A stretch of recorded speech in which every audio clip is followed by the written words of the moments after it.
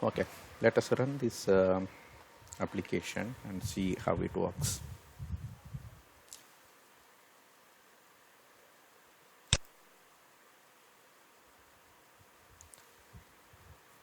If you see,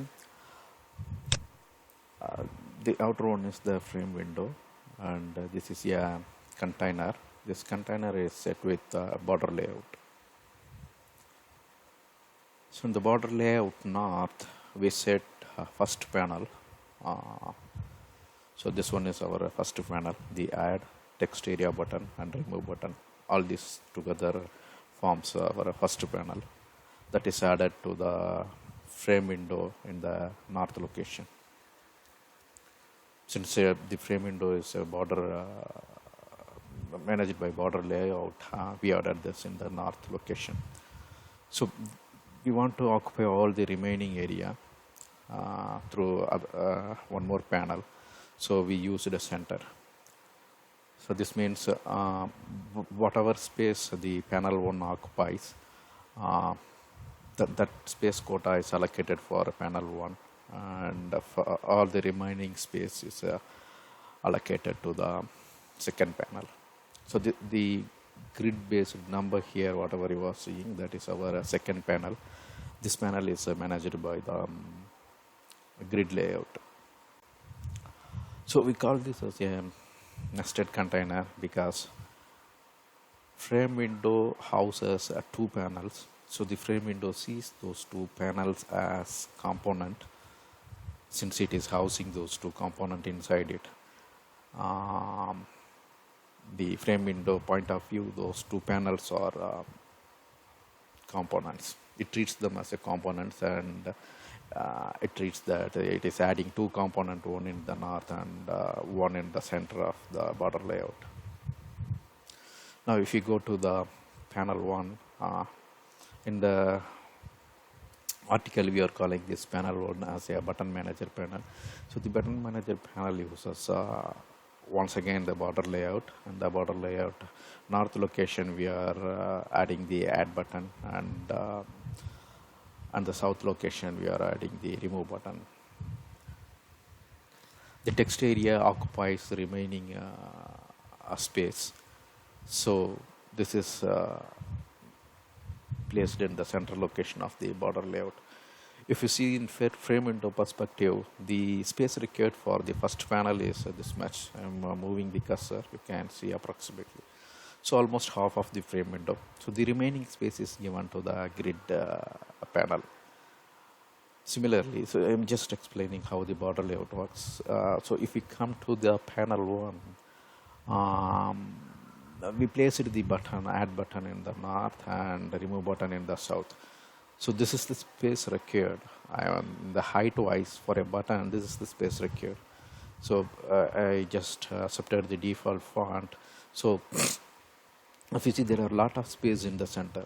So those space are given to the text area. Right.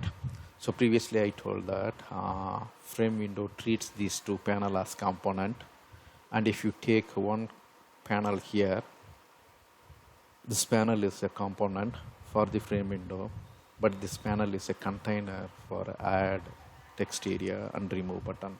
The same goes for the second panel also. It is a component for your frame window, but it's a container for all these buttons.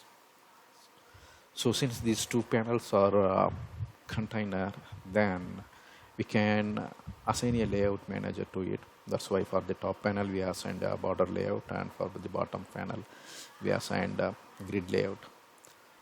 So the frame window is a container which houses one more container. Even though frame window sees that as a component, it's a container for the buttons. So we call this as a nested container. So the frame window container contains panel containers, so it's a nested container. So we'll go ahead and click on the add button. So we assign the action command for this add button as add and remove. So we have a separate listener class for this button events, and those listener class will act upon this add and remove. Once I click add, it it will add a button in the grid panel. If I click remove, that will get removed in the grid panel. We also see some text messages in the text area.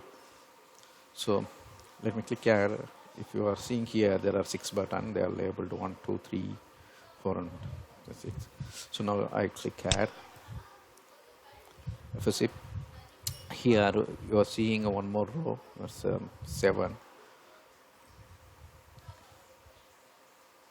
Let me add one more. So seeing 8, 9. So at present there are 3 column and 3 row. So if you look at our article, we have 3 rows, 10 column. That is the layout we have given for the grid layout manager. At present we are seeing 3 columns. We will keep on adding the buttons. Also in the text area, if you see the button 7 added, 8, 9, these 3 buttons we added now. Let me click once again. And if you see, there are 4 columns now. And you can see how the column get increased. Also you can notice that each button occupies same space. Now we have 3 rows and 6 columns. So there are totally 18 cells, and all 18 cells occupies equal space. So it looks the button also stays on the same size.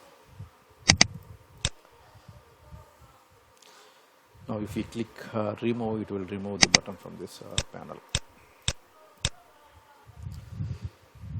So that's all in this video. Thanks for watching.